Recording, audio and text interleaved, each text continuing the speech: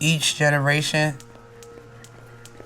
like some of the generational curses and cycles have slowly dissipated.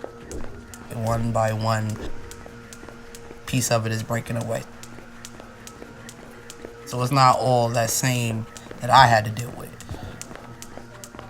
I went through what I went through so that I could alleviate it a little bit for Kev. Kev went through what he went through because he was alleviated a little bit for Mir. You know, like it kind of trickled down.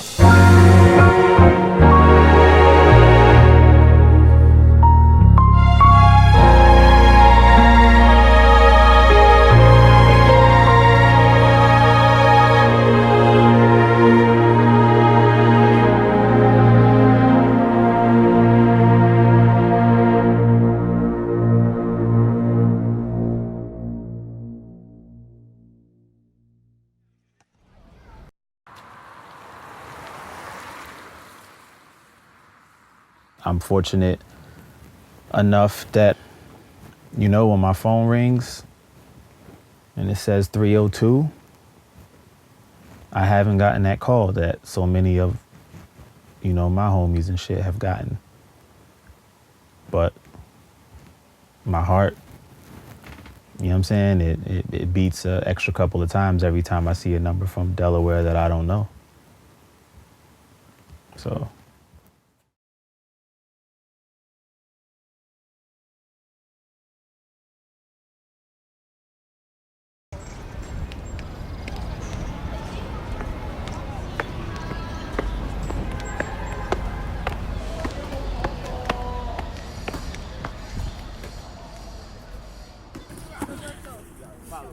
When I was young, I used to think I was supposed to always be there.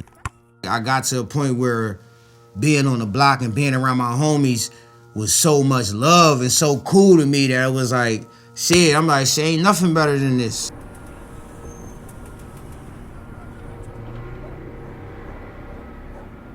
Cause that's all I knew. Like being around my homies, being on the block, getting this love in the hood, like it's nothing better than this, and can't nobody tell me. You don't really love being out there. You don't really love like the fact that you're getting money, that you grew up there. It's like you could have been like, oh yeah, I love this place. Like I grew up here. This is everything to me. All right, so what's the point of you moving from here and coming back to visit? You know what I mean? If you love it so much.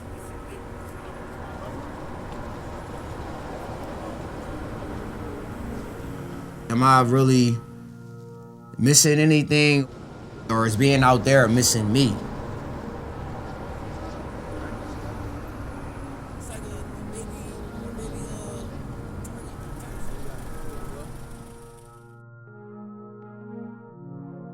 When I look at that photo, I realize that I made it.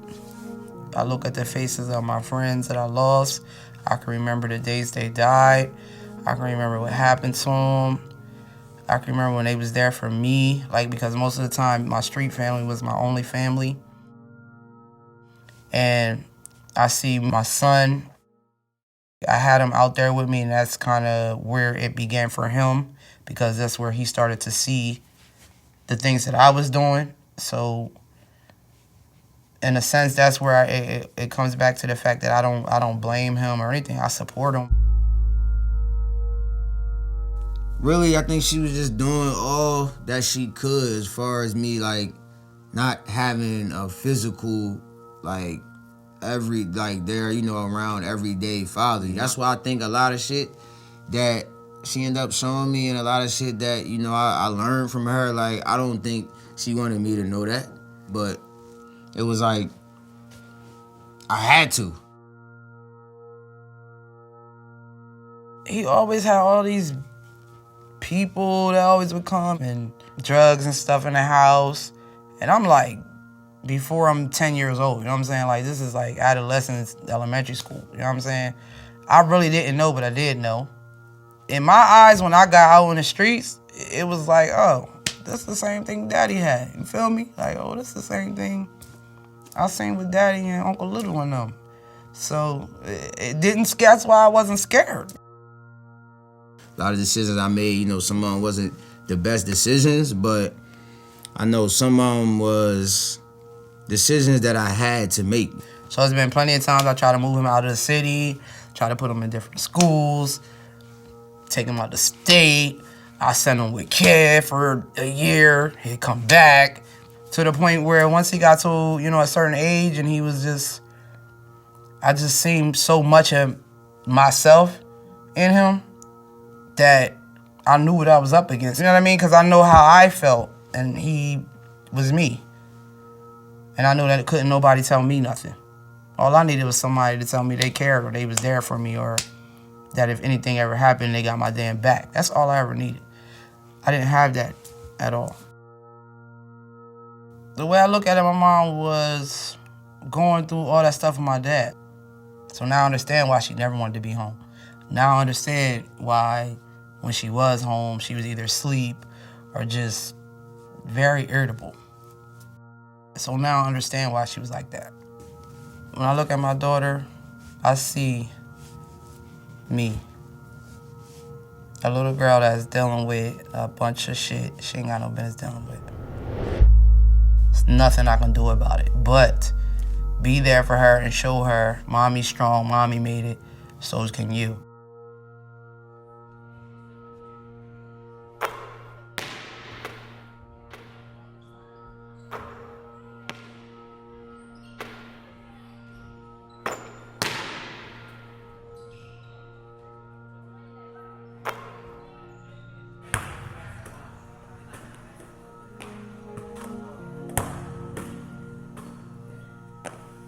You know, anything that I ever had to do that was within that systemic cycle that happens within a lot of black families and has for decades, like anything that I did that was in that environment of activity, you know what I'm saying? It was necessity.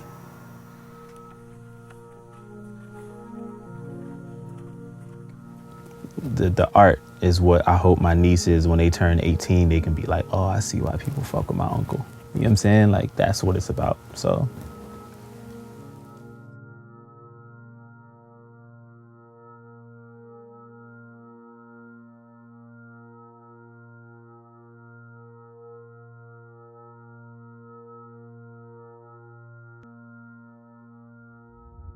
he comes from an experience that like has made him reserved, made him, you know, introverted, not in the sense of like not able to socialize, not being able to have, you know, conversations with all various types of, just introverted in the sense like, I'm not gonna share my story, my world with you because you guys ain't really gonna understand it in the way, like there's so many levels to this, like I can't even unpack this with you guys in a, you know, so at times you just don't.